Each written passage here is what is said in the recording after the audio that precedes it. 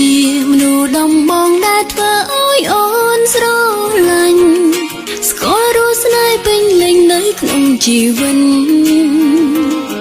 បងក៏ជាអ្នកដំបងដែលឲ្យអូនស្គាល់ការខូចចិត្តស្ទើរតែមានគុំនិនចង់សម្លាប់ខ្លួន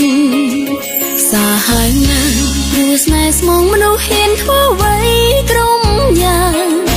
ទោះបីការឈឺចាំត្រូវការទួនបងគឺជានាងមកជួបងជានាងថាស្រឡាញ់អូហើយក៏មិនមែនបងជានាងឈឺចាំនឹងគេបែតែងខ្ញុំឈួតទៅចិនឈឺឆ្លៀតហើយ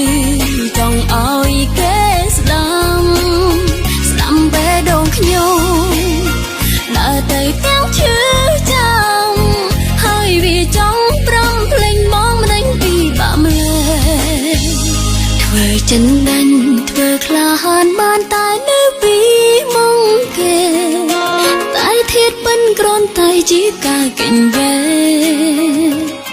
គេសុំបាយចេញទៅហើយព្រមបនដោយមិនខាត់មាននាងជីវិតក៏ប្រទាំងនឹងភៀមក្រំចិន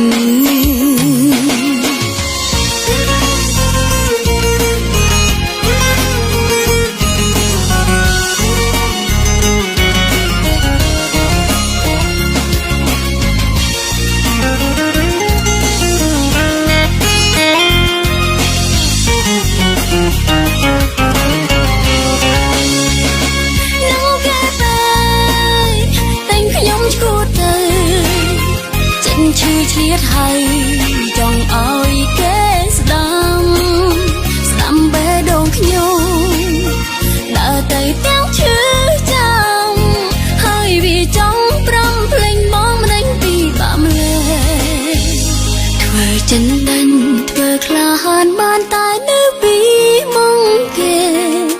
តែធៀបមិនគ្រាន់តែជាការកេញវេគេសុំបាយចេញទៅហើយព្រមបនដោយមិនខាត់មាននាង